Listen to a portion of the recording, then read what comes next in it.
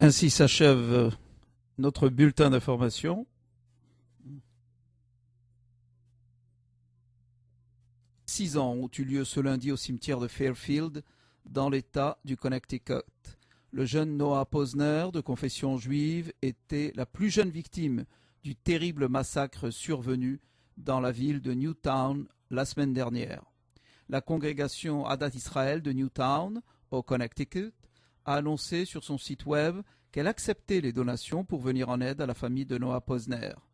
Parmi la multitude de messages de consolation parvenus aux familles des victimes, notons celui du président de l'État d'Israël, M. Shimon Peres, qui a déploré la perte d'un enfant comme étant la plus grande douleur qu'un individu puisse expérimenter. À cet égard, et pour avoir les commentaires d'un enseignant, d'un rabbin et d'un professeur, un ancien rabbin et leader de la communauté de Montréal, le rabbin Yamil Levy, qui se trouve actuellement au Long Island et qui est également à la tête de l'Académie hébraïque de Long Island. Il va nous livrer ses impressions. Monsieur Yamil Levy, bonjour. Bonjour, Monsieur Logassi, comment ça va? Je vous remercie. Dites-moi, je vous prie, quelle a été votre réaction en apprenant donc cette terrible tragédie que nous venons de connaître? C'est vraiment une tragédie terrible, terrible. L'horreur, on ne peut pas mesurer l'horreur de cette tragédie. On a passé un Shabbat terrible ici à New York. Et qu'est-ce que je peux vous dire?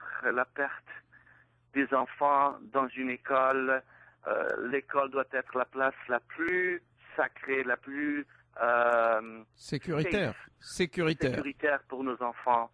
Et voilà une tragédie comme ça dans des classes avec des maîtres, c'est terrible. Est-ce qu'à votre avis, il y avait moyen de prévenir ou d'éviter une chose pareille? Est-ce que maintenant, vous qui êtes à la tête d'une école, est-ce que vous avez un moyen de prévenir cela ou est-ce qu'il y a des conseils que vous voudriez donner aux dirigeants scolaires?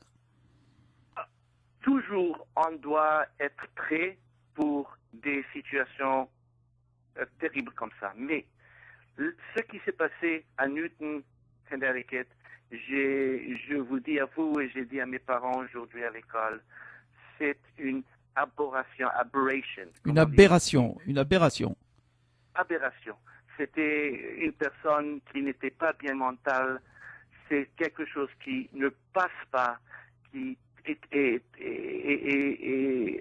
on doit avoir. Alors, qu'est-ce qu'il faut faire? Qu'est-ce qu'il faut faire? Qu'est-ce qu'on peut faire quand on est dirigeant d'école aujourd'hui? Toutes les écoles doivent être toujours prêtes pour des situations critiques, crises. God forbid que Dieu nous échappe de quelque chose comme ça. Mais on doit toujours être prêt. Quels sont les conseils que vous donnez? Quels conseils vous donnez, Yamil Levy? Quels conseils vous donnez aux directeurs d'école, aux dirigeants? Le conseil que j'ai donné à mes parents aujourd'hui à l'école, c'est numéro 1, il faut rester calme. On ne peut pas effrayer les enfants quand quelque chose comme ça passe. Les enfants doivent savoir que aller à l'école, c'est une place bien sécure pour eux et joyeuse pour eux. Ça, c'est numéro 1. Les parents doivent être calmes. Ils doivent comprendre que c'est une situation une aberration. Ça, c'est numéro 1. Numéro 2, si les enfants demandent, et ils vont demander, on doit les rappeler que leur école est une place qui est safe et bien, et on doit être triste pour la tragédie qui est passée, mais on doit continuer à vivre, on doit continuer à apprendre, on doit continuer à aller à l'école.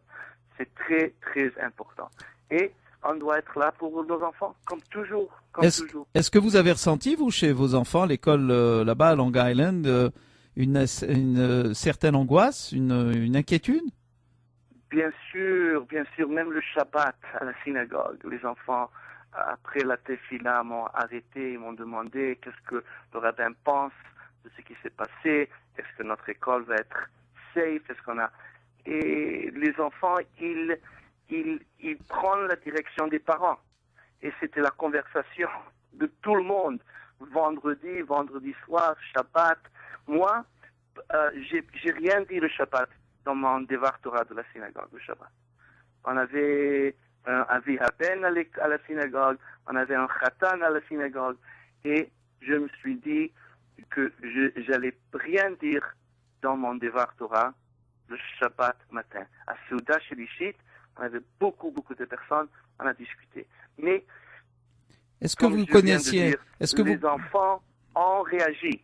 Et ils réagissent, même aujourd'hui à l'école. Ils ont réagi. Yamin Levy, est-ce que vous connaissiez cette communauté de Newtown? Bien sûr, je connais la communauté de Newtown, Connecticut. C'est une communauté très belle, très affluente. J'étais dans la synagogue chez eux. Et c'est très triste. C'est très triste. Et c'est une communauté qui a une grande proportion de juifs, vous diriez? Non.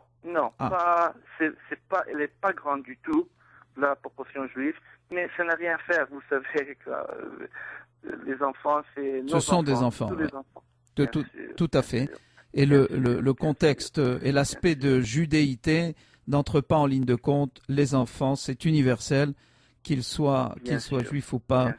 Tout le monde est très sensible à ça. Rabbin Yamin Levy, je vous remercie. Oui. Okay. Je voulais seulement finir avec le focus doit être positif, toujours positif. Hier soir, j'étais avec, je ne sais pas si les bonnes nouvelles aussi arrivent à Montréal. Ça fait depuis 2 semaines, il y avait un policier à New York qui a vu une personne homeless sans chaussures. Et il est allé, il lui a acheté des chaussures. Un touriste l'a pris le vidéo, l'a vu, et le vidéo est allé viral. Et hier soir, j'avais l'honneur d'être avec ce policier non juif, une personne très bien, une personne jeune. Et on voit qu'il y a du bon dans le monde. On peut faire du bon et on doit toujours être focus dans le bon. Je vous remercie de finir sur cette note positive. Merci Rabbin Yamin Levy de Long Island, toujours un plaisir. Anciennement de Montréal. Au plaisir. Bye bye. Ainsi s'achève notre bulletin d'information, micro de Radio Shalom, Charles Lugassi.